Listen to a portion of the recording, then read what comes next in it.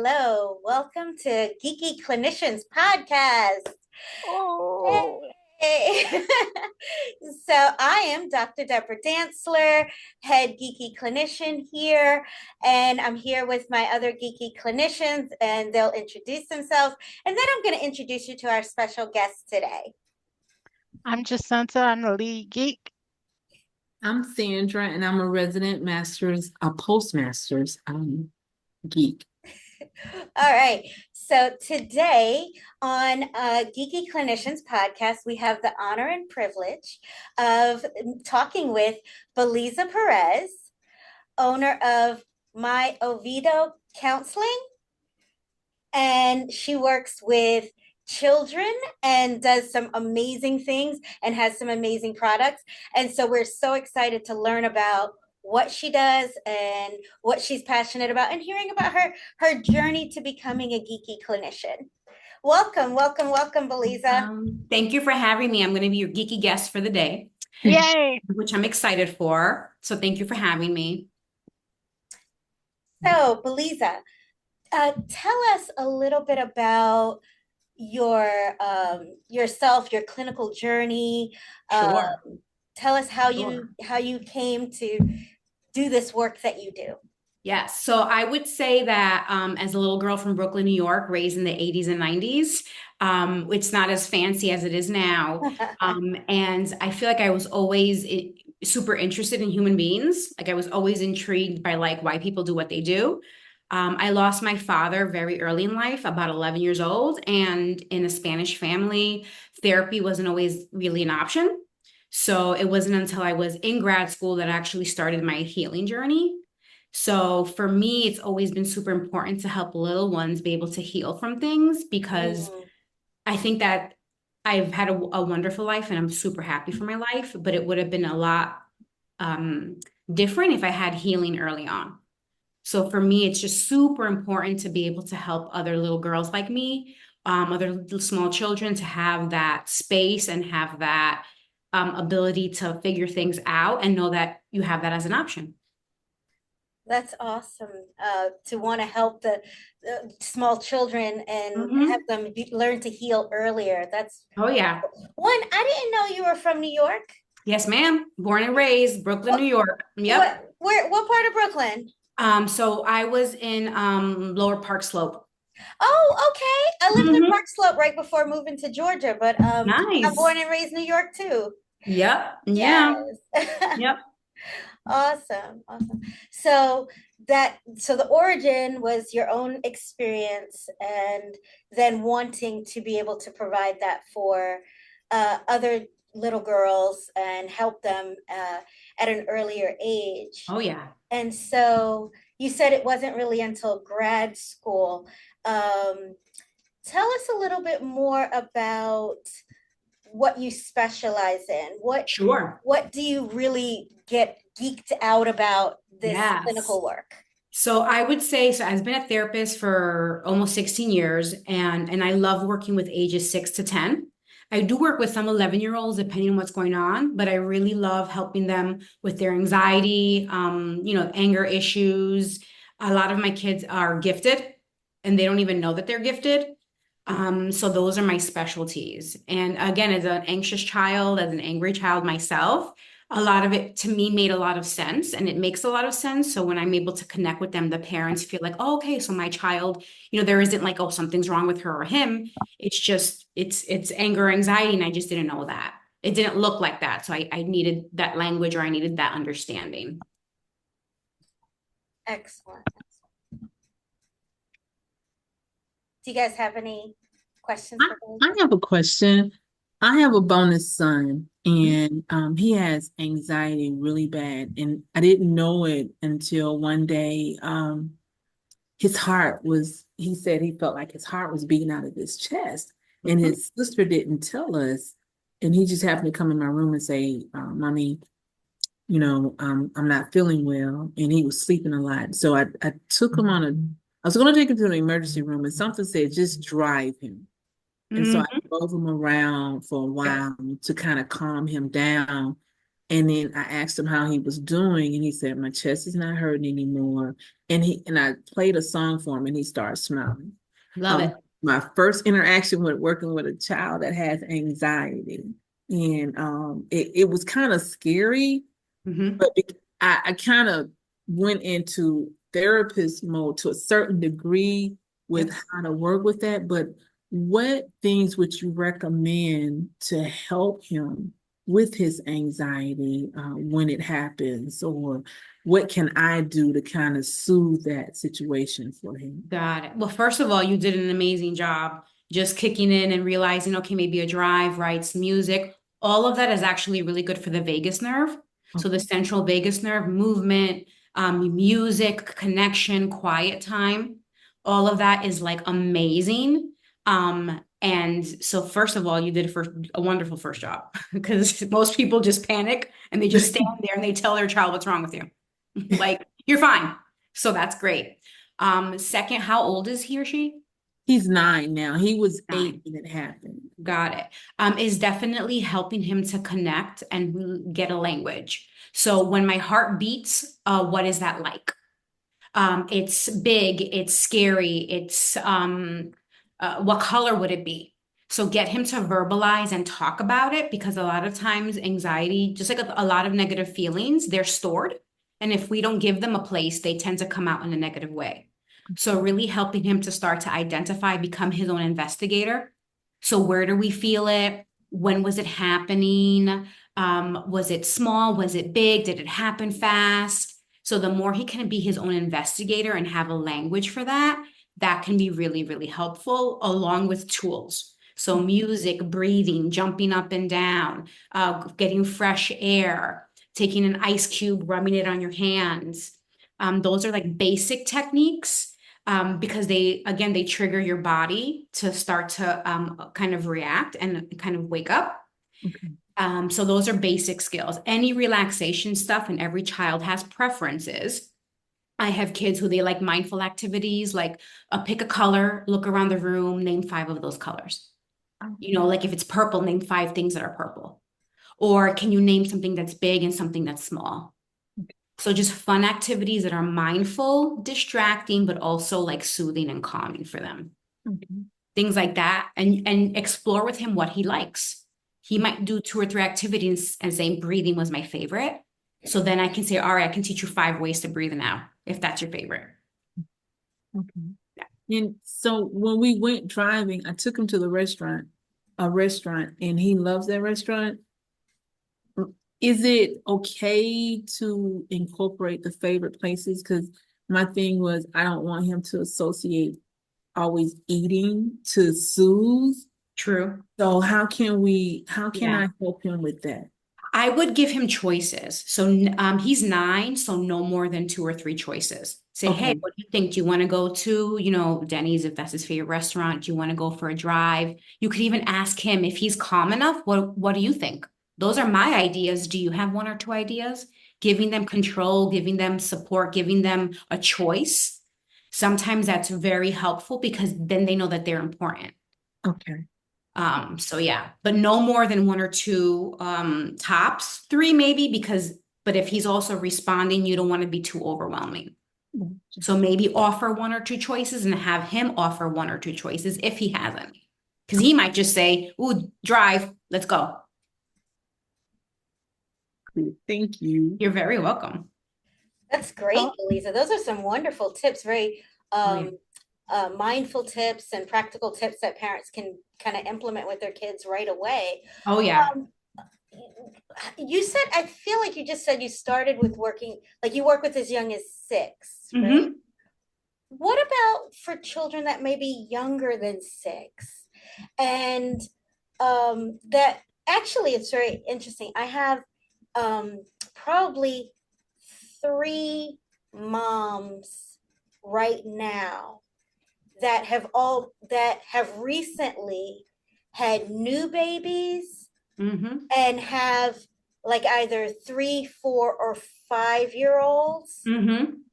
And they're like, so these are the, the older siblings. There's a brand new baby, and this has been challenging.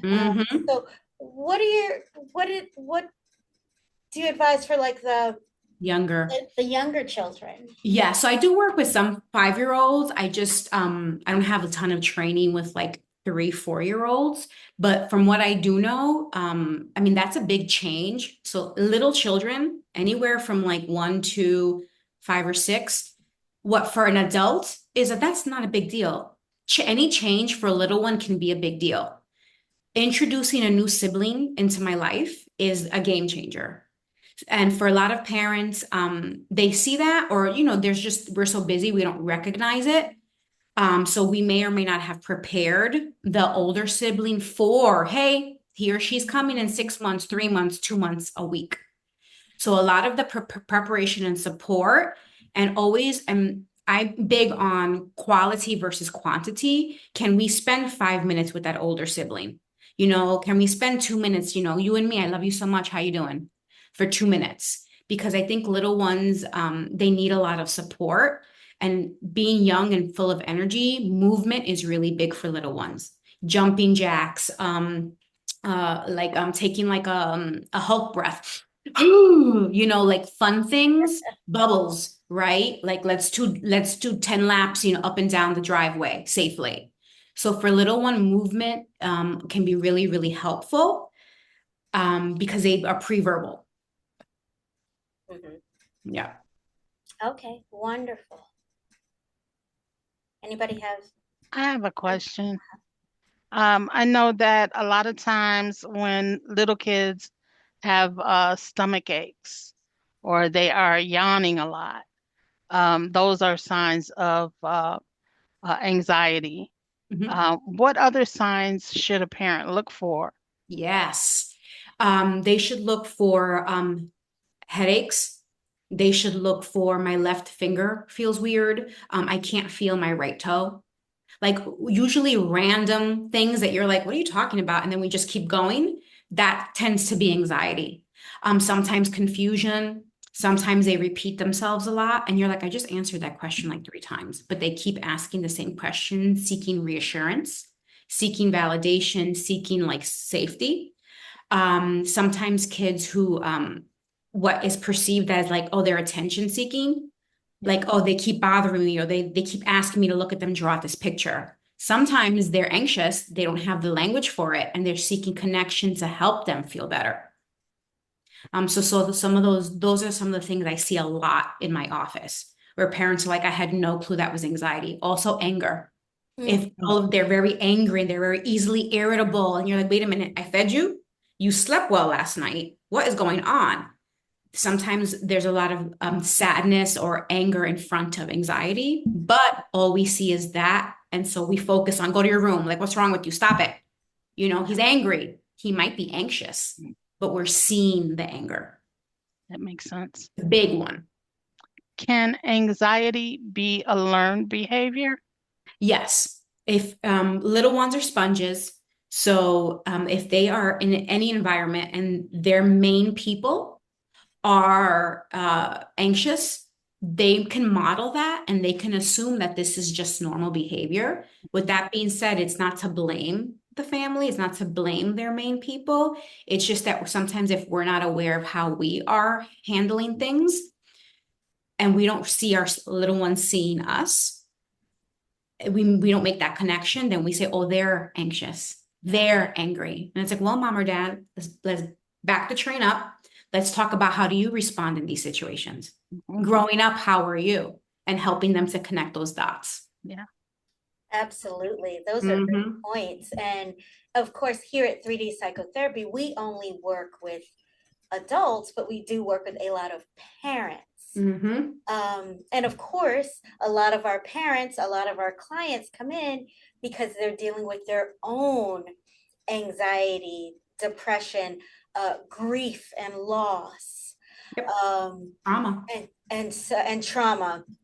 And so how do you work with the parent? You're obviously focused on the child.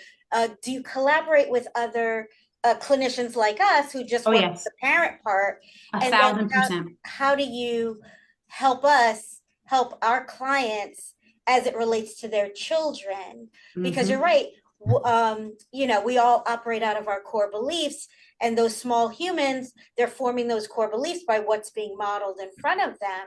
And if mom and dad are not aware of that they have anxiety, are unable to accept they have anxiety, and don't know how to take actionable steps to manage that in a way that isn't contagious for their children. Yes. And the thing is, like, our work it takes a long time. This is a slow process of growth.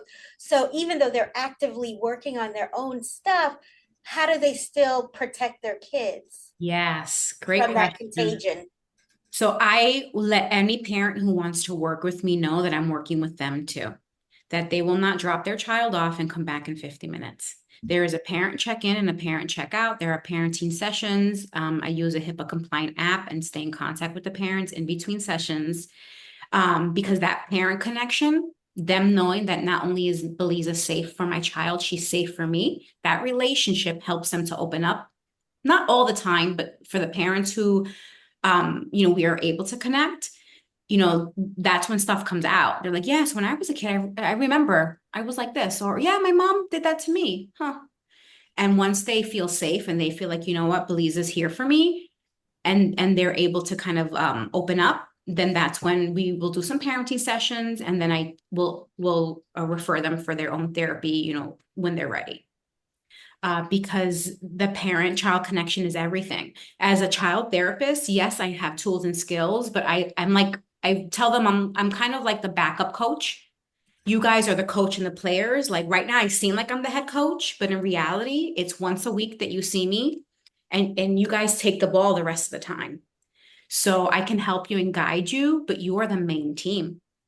And the main team has to be strong, ready, stretched for this game. So definitely.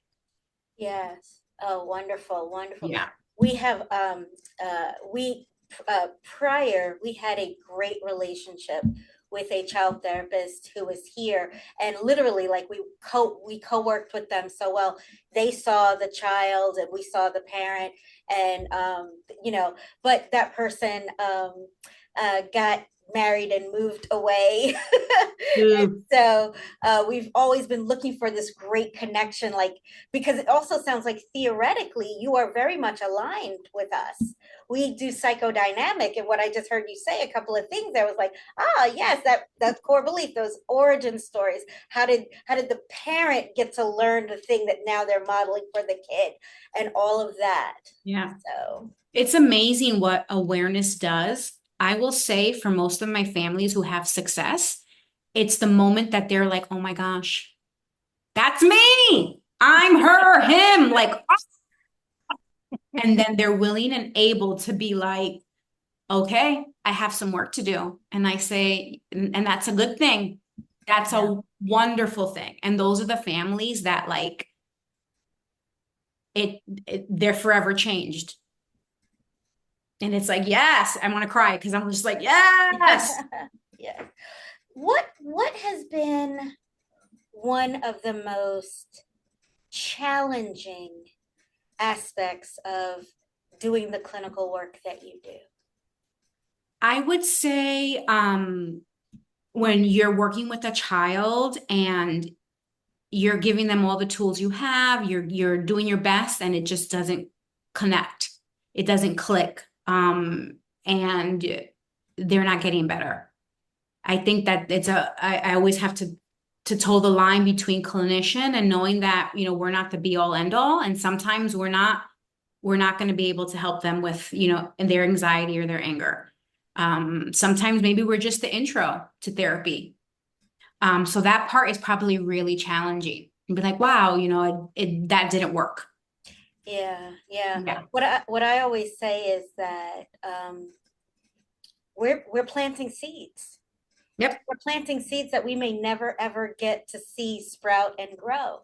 Yep. But everything is of value to the client, and whether we ever see the fruits of that labor, we may not. But it's just planting those seeds consistently with the children. That's probably another challenge too, is sometimes, more times than not, like, we don't know what happens. We don't get to the last book of the chapter with them. They go off and you're like, oh, I wonder how they're doing. Like I actually just got probably 2 months ago, a month ago, a mom sent me a picture he's graduating high school. And I saw him in like grade school, middle school. And I was like, Wow. oh my God, he's so beautiful. I was like, thank you so much. She's like, yeah, he's graduating. He's going to college in the fall. I was like, look at like, it's a beautiful thing when you get to know that like, hey, they're all right. You know, like that's awesome. But we don't get that very often in our field. Yeah. Oh, it's awesome. I'm so glad that mom reached out and was able to show that for you because yeah. I know. I was like, oh, Uh, you don't know how much that means to me. yeah. So how would what advice would you give a parent that has a special needs child that Mm. suffers with anxiety? I would say if they haven't already, get the resources. Reach out in their local community. I know that there's depending on the need, making sure that they're set up for as much success as possible. Because these days there's so many needs. I think of just kids who might have a low IQ, but they're also have sensory processing disorder. Like they're going to need a lot of different support. And again, parents, the families who are navigating that and trying to get them that support, that makes a big difference. So really just trying to reach out and get them the services and support. Because I know it's hard. There's so much going on in this world that it's easy to say, oh, they're fine. We'll be okay. We'll figure it out. And it's like, no, you're going to actually help them by getting those resources and tools. So yeah, you're welcome. Sometimes I think actually kind of going back to what you shared at the beginning about your origin story around being a child in a Hispanic family, having this experience, this loss, this grief with big feels, but not necessarily having the support to get access to therapy. And that's really common in our Black and Brown communities. Yep. Still, I think we've come light years, but there's still so much Correct. To go with really having access and understanding and to therapeutic tools, to therapy. Oh yeah. Supporting Being okay. and Being being okay okay with with like it. seeing a therapist, Mhm. which was why I think our representation is so important, that they see, oh my gosh, look, there's a Latina therapist. Oh my gosh, look. And I'm like, yeah, and I've done my own therapy. I don't just talk the talk, I walk the walk. Mhm. And I've been in and out of therapy to really help me be here for you. Yeah. And you have to do it. You have to walk the walk. Yes, and so I think you hit the nail on the head right there with representation. I think that's key, and also being able to provide that self-disclosure to a degree to say, hey, this is a safe space. I've been through this space, and really kind of letting parents know that nothing bad is going to happen if you bring your kid to therapy. It's only helpful, and it's really a win-win. I've actually had parents that perhaps needed to take their kids to therapy because, again, we work with the adults, we work with the parents. And what do the parents come in to therapy, and what are they talking about in processing? They're talking about how stressed they are at home, navigating their relationship with their children. Oh my goodness, their child is exhibiting these behaviors and things like that. But then when we try to encourage them to take their kids to their own therapy, there's like, even though they're in therapy, but something about having their kid in therapy. These are some common fears that I have heard, and you guys jump in on other ones you've heard. But if I take my kid to therapy, then they're going to be immediately given medication. Yep. If I take my kid to therapy, it's somehow going to go on their permanent record, and they'll never be successful in life. If I take my kid to therapy, somehow Child Protective Services is going to find out and take the kids away. If I take my kid to therapy, they're going to not want to go because they're going to think I'm saying they're crazy. Those are just four of the top that come off the top of my head. What are some other myths that other people have heard? And then, Belize, I want you to kind of like myth bust. Mhm. I think that's pretty much most of the ones that I've heard was they're going to be diagnosed with something that they can't get rid of, or the school is going to put them in a special needs class and they don't need that level of care, and they're going to isolate them, or they're going to condemn them and judge them instead of giving them the proper care that they need or the proper assistance. So yeah, those are pretty much all the ones that I've heard of. Yeah, I think you named them all. Yeah. The really big one is that it's gonna go in their private record and it's gonna follow them the rest of their life. Yeah. Mhm. Yeah. And the thing that I tell everybody I meet, even parents on the phone, is I have to reassure them that everybody has stuff. Everybody has stuff to one degree or another. Some of us are good at hiding it. Some of us have worked on healing it. Some of us are in between. Yeah. Everybody's got stuff, and everybody could benefit from having the support, the tools and skills that they don't have, because if they had them, you wouldn't need me. Yeah.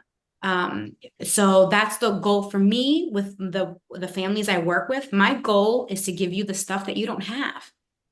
That now that you have it, look at you. Look at you. So I think that for me, that's the basic thing is we all need help and support. When you have a cough, you go to the doctor, right? When your back hurts, you go to the chiropractor, right? Even church on Sunday, you go and you visit with your God. So therapy is a huge part of skill set. Yeah. Yeah. It's those life lessons, right? Those life skills and that support for those things that the child naturally needs to develop, and the parent needs support in helping the child to develop them. I think one of the things I also hear from my clients is they get really, really, really frustrated when they have been trying to get their kid to do something, I don't know, say drink from Purple Cup or whatever, right? And then the kid is just not listening to them. But the second the teacher says, drink from Purple Cup, they're like, Yep. And they're like, why doesn't the kid listen to me? And I'm like, so sometimes that's why we need a village, right? Like, Yep. It's okay, because the most important thing was the kid was drinking from the Purple Cup. Are you mad that the kid what's more important here, that the kid drank from the Purple Cup and got the nutrients they needed, or because it was the teacher that got them to do it? Yeah. Oh, that ego. Yeah. Oh, that ego. Ugh. Yeah. So, all right. So one of the things with Geeky Clinicians, right?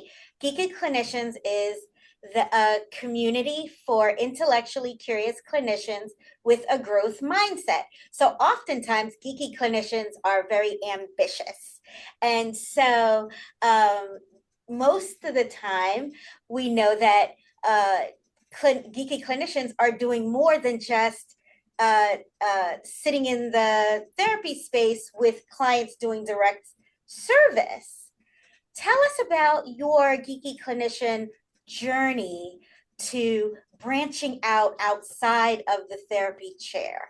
Got it. Yeah. So 16 years in, so this spring will be 16 years being a therapist.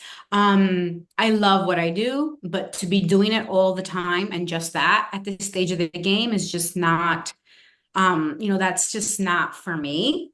So I definitely offer supervision. I'm a qualified supervisor for clinicians trying to get licensed. So that's been a nice change of pace that isn't therapy, but it's kind of therapy adjacent. And then the newest thing that I've been working on are my kid cards. So here's the box, super cute. Oh, Which will be cute. available on Amazon in the next probably 2024. So these are question cards. There's mazes on the back. So Oh, questions for the parents and for the kids. So for example, what is something new you want to try?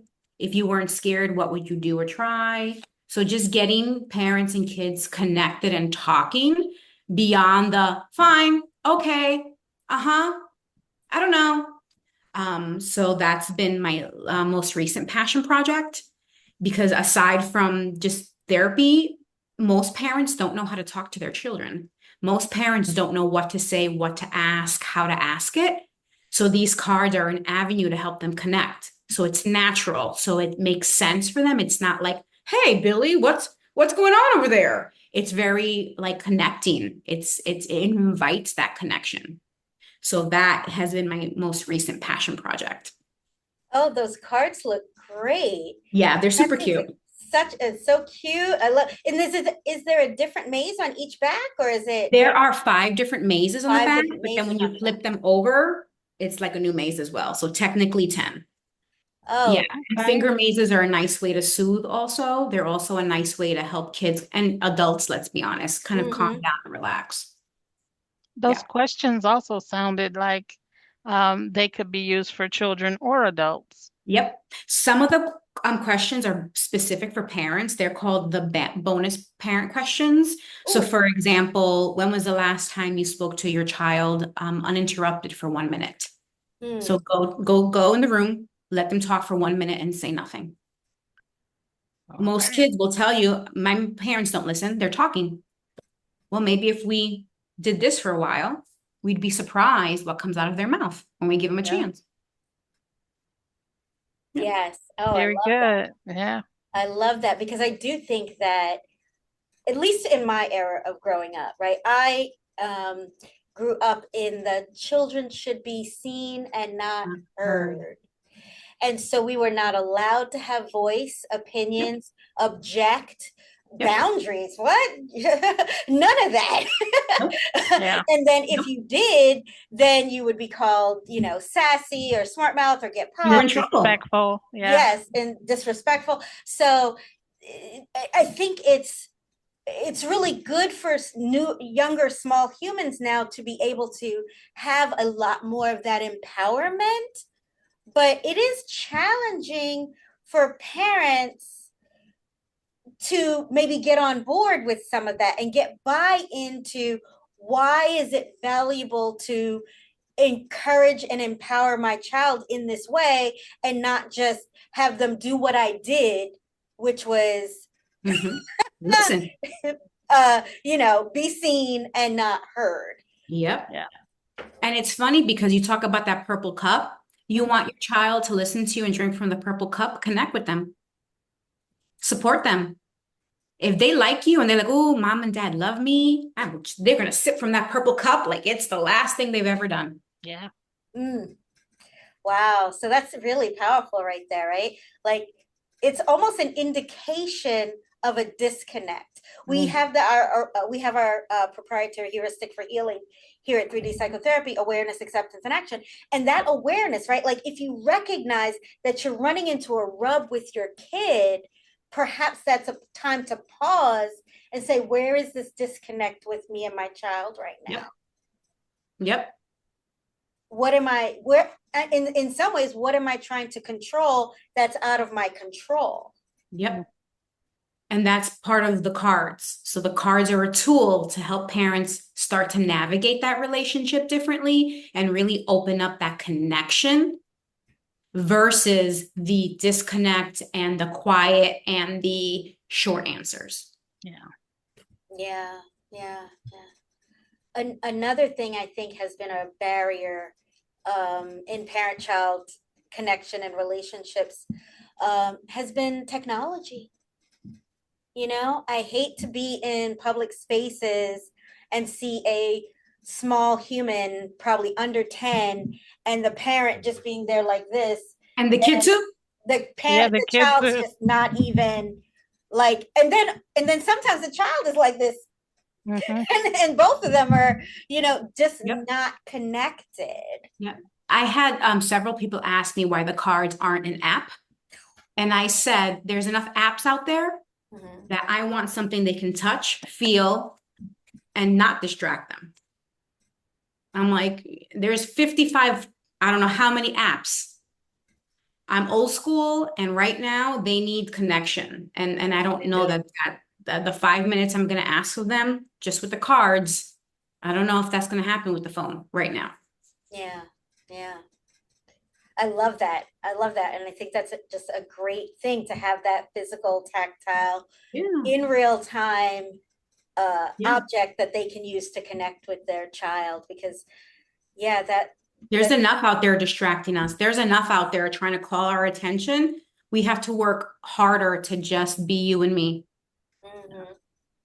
So, Yeah. yeah. Jacinta, Sandra?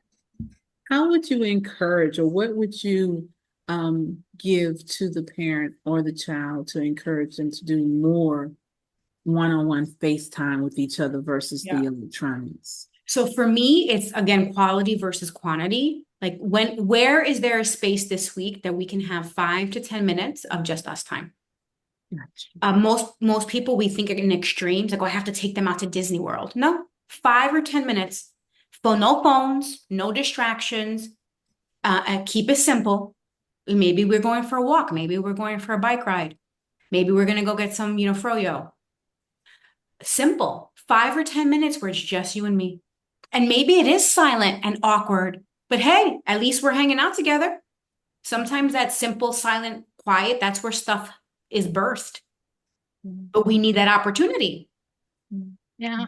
And silent and quiet and awkward is not so bad when you consider that it won't always be that way. No, it won't. No, it won't. No. And you'll be surprised how many kids want that. It's such a busy day that they just want to sit quietly with their parent. They just want to snuggle up a little close to you. And that's the most beautiful thing. Yeah. Yes. And I love that you said 5 or 10 minutes, because definitely what our niche clients here are insecure overachievers. So we've got a lot of parents that are working 10, 12, 18 hours sometimes. Oof. Like they're working a lot. Like we've got doctors, attorneys, and things like that, so they just always like on the go and running and trying to fix the problems and taking, like, put everybody on their back and like grind, put their head down and Let's grind. go. And so the idea of adding something else to their plate feels like overwhelming, but it doesn't have to be this grand thing. Nope. Literally, it would be good for them, good for their kid. Take the 5 minutes, take the 10 minutes. Let's get some oxytocin and connect with that child. Yes. Because we know the two human drivers are connection and purpose. Yep. And make it doable. Make it doable. So that way it's like, I could do this. That was great. And there's a higher desire and a higher chance that this is going to happen again. Yeah. Like, oh, this was great. Let's get this on the calendar for next week. What? This is great.